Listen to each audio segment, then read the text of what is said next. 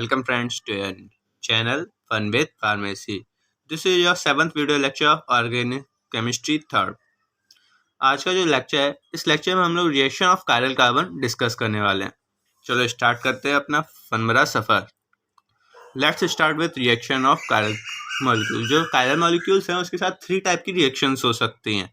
पहला इन्वर्जन, दूसरा रेसमाइजेशन और तीसरा रिटेंशन।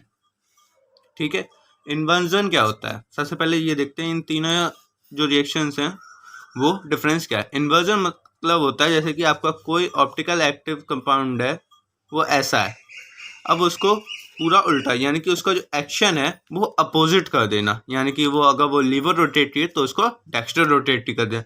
रेसमाइजेशन में है वो क्या होता है, रेसमाइजेशन में हम ऐसा करते हैं कि कोई भी कंपाउंड अगर ऑप्टिकली एक्टिव है तो उसको ऑप्टिकली इनएक्टिव कन्वर्ट करना है। इसमें क्या करता है, ऑप्टिकल एक्टिव कंपाउंड को ऑप्टिकल इनएक्टिव कंपाउंड बनाते हैं। रिटेंशन क्या होता है कि ये कुछ नहीं, रिएक्शन होती है, बस अगर कोई लीवर रोटेटरी है तो वो लीवर रोटेटरी ही रहेगा, बस उसमें जो एक कंपाउंड है वो चेंज कर दिया जाता है, लेकिन उस तरीके से किया जाता है कि जो उसकी एक्टिविटी है या प्रॉपर्टीज हैं वो चेंज ना हो। आइए देखते हैं रिएक्शंस में। इन्वर्जन COH HOH CH2OH, इसको PCl3 aqua solution of KOH के साथ करवाएंगे तो फिर CH3 इधर Cl जुड़ जाएगा, OH की जगह Cl, बाद में इधर OH and CH2CH moisture Ag2O3 के साथ करवाएंगे। इसमें ये देखिए जो फर्स्ट प्रोडक्ट है ये वाला H इधर है, OH इधर है, ये क्या है, राइट साइड OH है, यानी कि ये क्या, इसका नेम क्या होगा पहले जो हमने पढ़ा था।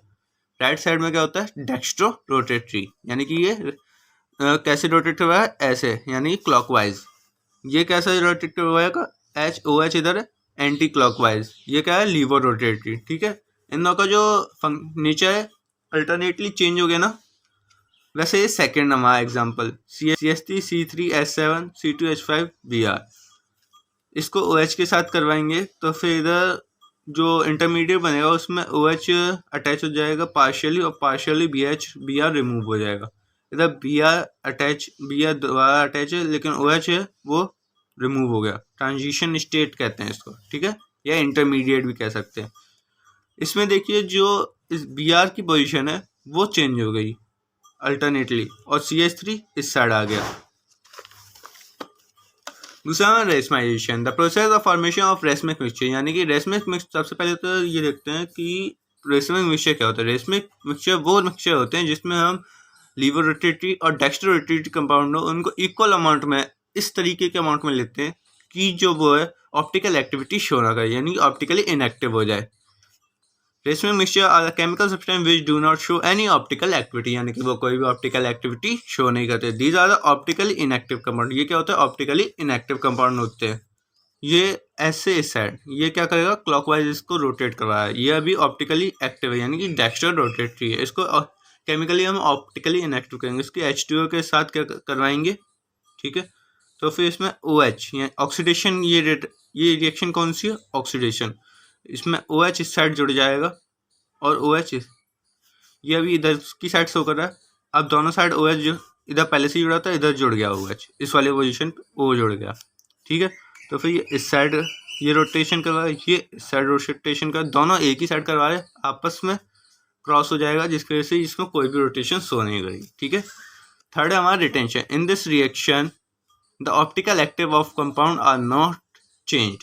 इसमें क्या होता है, ऑप्टिकल एक्टिविटी जो होती है कंपाउंड की वो चेंज नहीं होती, यानी कि वो वैसे की वैसी ही रहेगी। It also a type of double displacement reaction. इसमें क्या हो रहा है, डबल डिस्प्लेसमेंट रिएक्शन हो रहा है। COH HOH CH3 double displacement reaction क्या होती हैं जिसमें एक सब्सटेंस से एक चीज़ ले ली जाती है, दूसरे के उस सब्सटेंस के साथ रिप्लेस कर दी जाती है, उसको कहते हैं डबल। सिंगुलर डिस्प्लेसमेंट क्या होता है, एक आपका कंपाउंड होता है वो जाके दूसरे में जाके जुड़ जाता है। ठीक है, CH ये इधर क्या था, OH जो कंपाउंड था ये इधर से निकल जाएगा नेगेटिव चार्ज के साथ, इस पे क्या पॉजिटिव चार्ज छोड़ देगा और ये H+ और Cl- टूटेगा, माइनस चार्ज इस पॉजिटिव चार्ज के साथ अटैच होके बॉन्ड बना लेगा, तो फिर ये सॉल्ट बन जाएगा प्लस वाटर। ये एसिड बेस रिएक्शन की तरह है, बेस ये एसिड, ये सॉल्ट और प्लस वाटर बनाता है। ठीक है, इसमें जो देखो ऑप्टिकल एक्टिविटी चेंज नहीं हुई, OH की जगह केवल CH आ गया। लाइट को ये इसी साइड डायरेक्शन रोटेट कर रहा है, यानी कि ये क्या है, डायरेक्शन रोटेटरी ही रहेगा। नेक्स्ट हम लोग देखते हैं racemic modification. It is also known as racemic mixture. इसको क्या रेसमिक मिक्सचर भी बोलते हैं। It is the solution which contain equal amount of R and S solution so they form an optical inactive substance. ये क्या कहते हैं, R और S जो होते हैं उन कंपाउंड को इक्वल अमाउंट में देते हैं, जो कि ये किसी भी प्लेन पोलराइज्ड लाइट को रोटेट ना करवा सकें, यानी कैंसल आउट हो सके इनका, यानी कि न्यूट्रल एक दूसरे को कर सकें।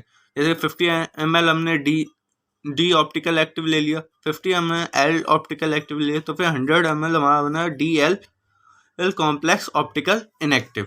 ठीक है। Resolution of racemic. रिजोल्यूशन का मतलब क्या होता है, सबसे पहले ये समझते हैं।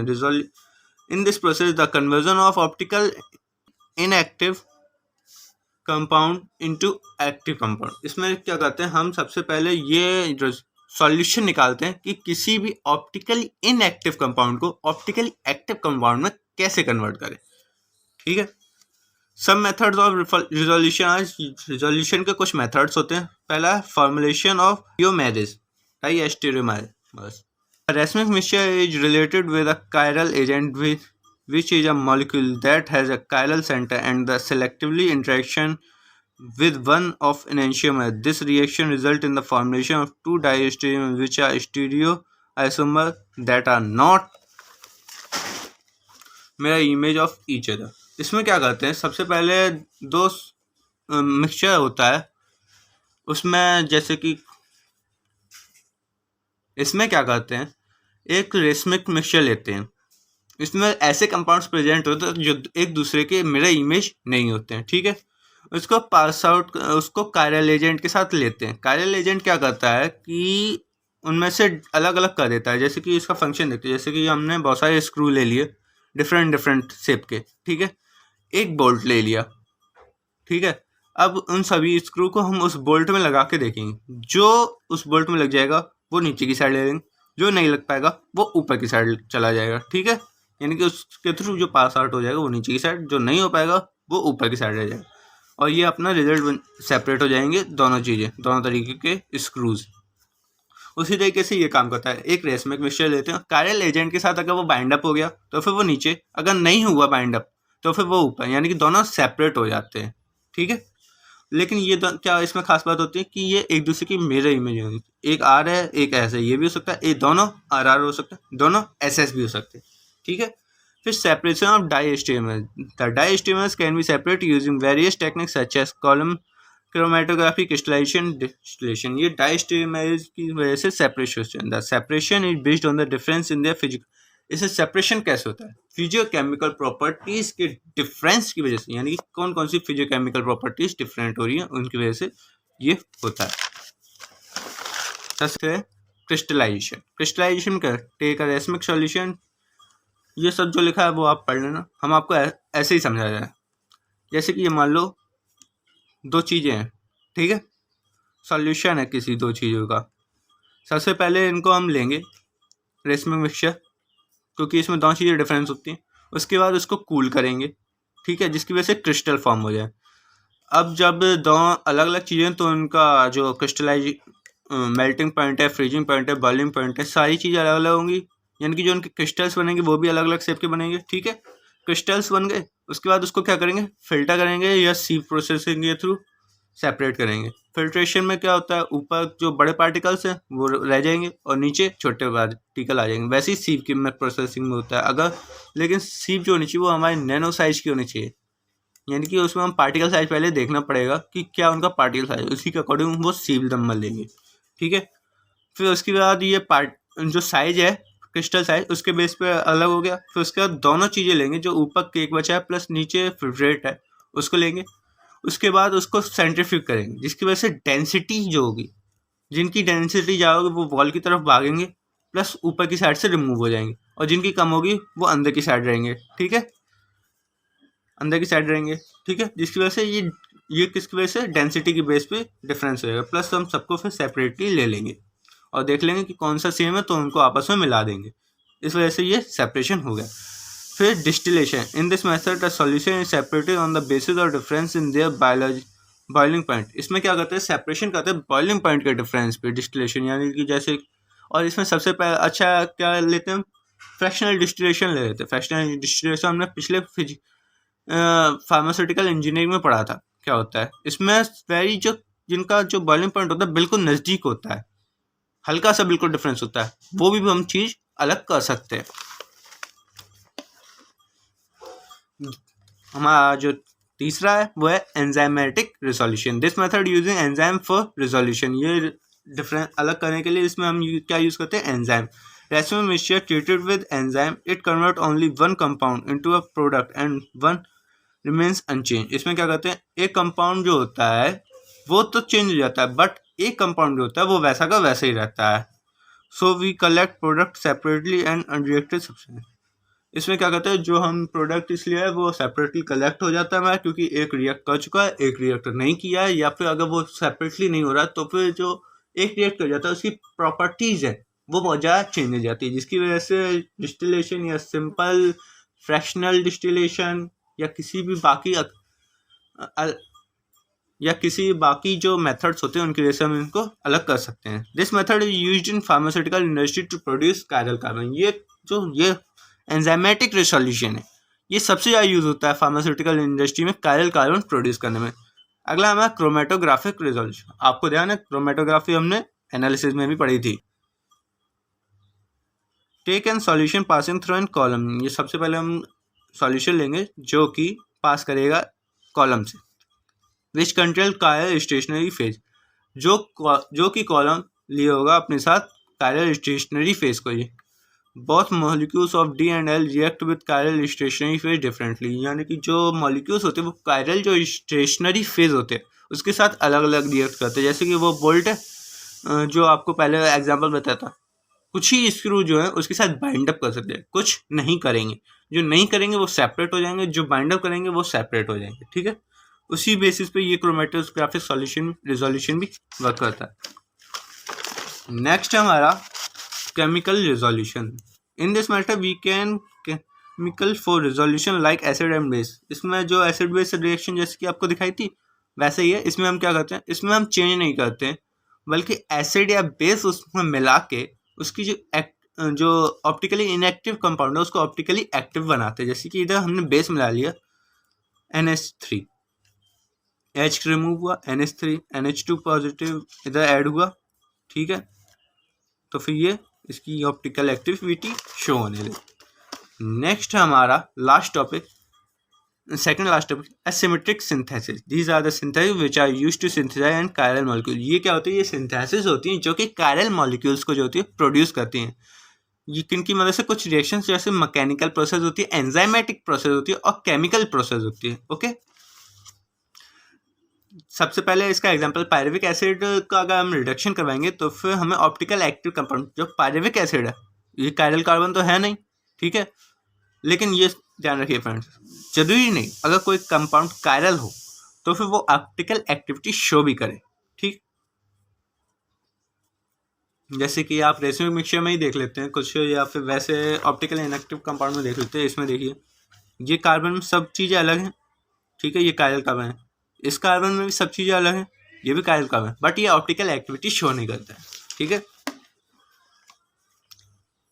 ये क्या है, पायरुविक एसिड को अगर हम रिडक्शन करवाएंगे तो फिर ये लैक्टिक एसिड और लैक्टिक बेस बनाएगा, जो कि एक लीवर रोटेटरी का एक डेक्स्ट्रो रोटेटरी।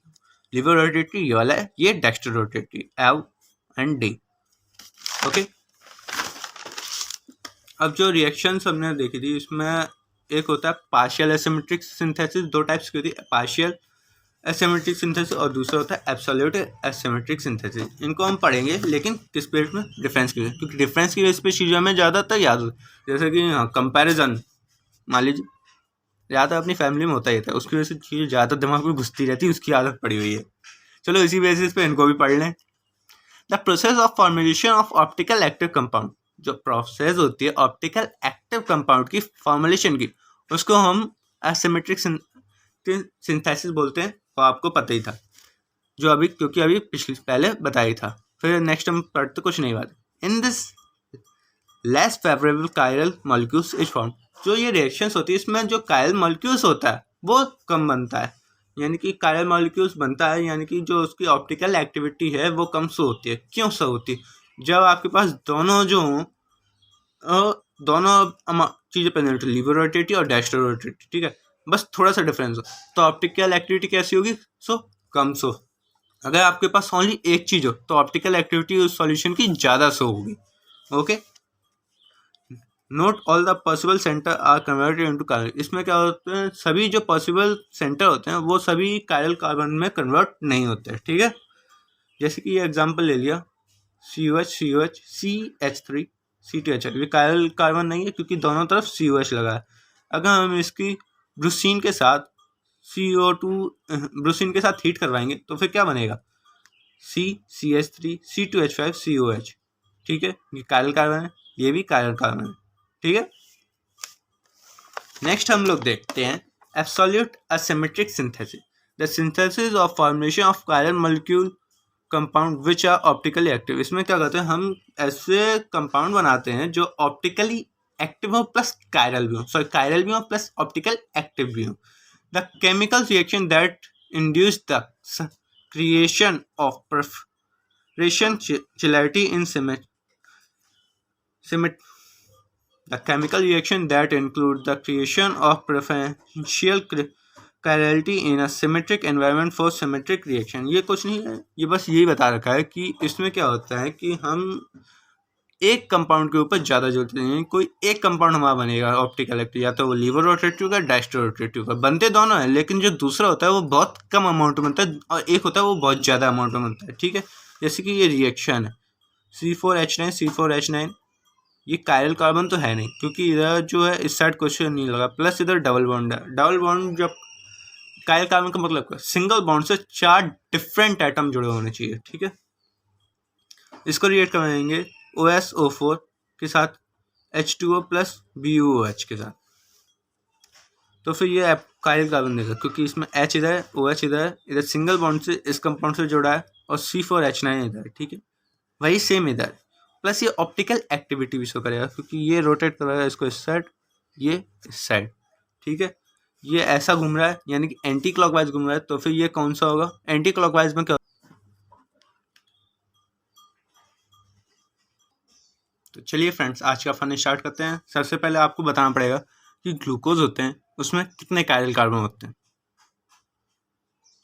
वीडियो पॉज कर लीजिए और बताइए। चलिए देखते हैं। सबसे पहले तो फन की बात यह है कि ग्लूकोज का एक स्ट्रक्चर नहीं होता, 2 स्ट्रक्चर होते हैं, एक तो ओपन फॉर्म, एक होता है साइक्लिक फॉर्म। इसलिए जो इसमें कायरल कार्बन्स भी होते हैं वो 2 होते हैं, 2 टाइप्स में होते हैं, एक होते हैं 4, एक में होता है